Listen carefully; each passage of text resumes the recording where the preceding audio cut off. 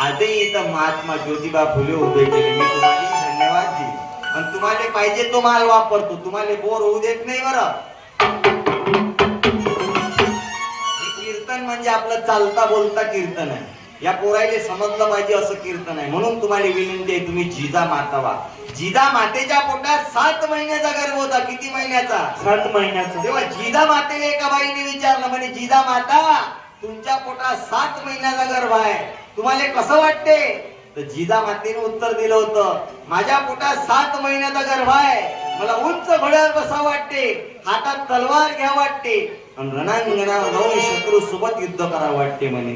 ते सांगणारी जिजा माता होती, जिले गर्भवती असताना हातात तलवार घेऊन रणांगणावर जाऊन शत्रू सोबत युद्ध करा वाटे.